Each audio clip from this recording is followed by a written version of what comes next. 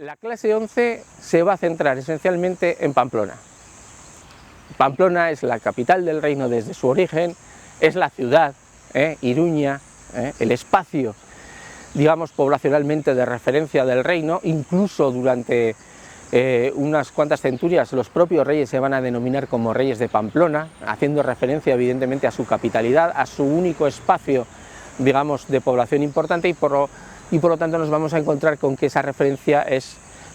un hito que queda dentro del subconsciente colectivo de la gente. Pamplona sufre una evolución, evidentemente es un pueblo prerromano, un espacio prerromano. Comentaremos un poquito su posible vinculación con el castro prerromano de Irulegui. Se produce una transformación a partir del 75 a.C. aproximadamente, una vez que Roma se introduce dentro del territorio vascón. Y evidentemente tendremos que hablar de los sucesos del 778, donde nos vamos a encontrar con un primer asalto a una ciudad que evidentemente no era de gran tamaño, pero que sí debía estar amurallada, tal y como nos lo dice la documentación. A partir de ahí, Pamplona va a estar siempre vinculada dentro del origen del reino también al mundo religioso. El peso del obispo dentro de la capital va a ser muy importante, por lo cual va a haber un cierto abandono por parte de la realeza de la capital, utilizando otras sedes regias a lo largo de la Edad Media. Aún así nos vamos a encontrar con un palacio de los reyes de Navarra, que obviamente va a sufrir unas intensas transformaciones y que a día de hoy tiene poquísimo que ver con lo que pudo ser en su momento,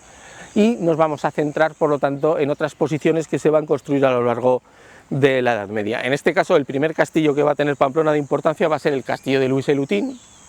construido hacia 1308-1310, está bajo lo que hoy día se conoce como la Plaza del Castillo, al menos en parte, otra parte incluso puede ser que llegase hasta la calle de la Estafeta. Las excavaciones de la Plaza del Castillo nos mostraron y dieron grandes sorpresas, aunque no mostraron el castillo de Luis el Utín, no se llegó a localizar, apareció a posteriori en otras excavaciones, pero ese mundo de la Plaza del Castillo nos va a permitir mostrar lo que es la evolución de esa Iruña, de esa Pamplona romana y de esa primera Pamplona medieval. Y evidentemente, asociado al castillo de Luis el Utín, pues vamos a tener que hablar de los burgos. Pamplona es una ciudad con tres espacios de habitación, con tres núcleos diferenciados: la Navarrería, el burgo de San Cernín y el burgo de San Nicolás. Espacios que se van a llevar muy mal, que van a tener constantes fricciones y tensiones entre ellos, espacios amurallados, espacios con torres, y que hasta 1276 van a estar en una constante lucha, brega por ver quién domina la ciudad. Tras 1276, tras la guerra de la Navarrería, obviamente se va a imponer San Saturnino, San Cernín,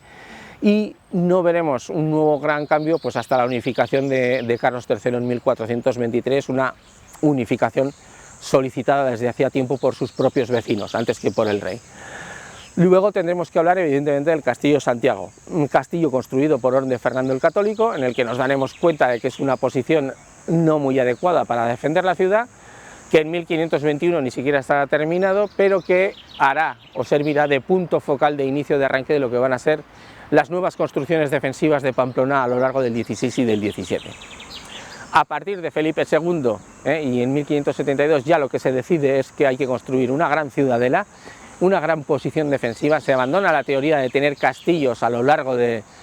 Navarra para defender las diferentes poblaciones. Quien quiera tomar Navarra primero debe tomar Pamplona, y ese es el objetivo que generan los españoles, y por eso se construye una gran ciudadela. Ojo, a día de hoy una ciudadela que carece de dos de sus baluartes, que son precisamente los baluartes que miran hacia adentro de la ciudad.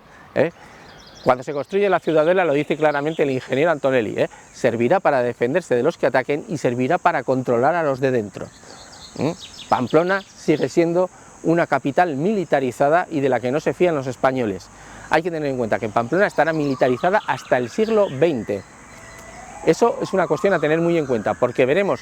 la gran evolución de lo que es la ciudadela y el recinto defensivo de Pamplona en el siglo XVII y XVIII, y sin embargo nos encontraremos con una ciudad aprisionada por sus muros, que no podrá crecer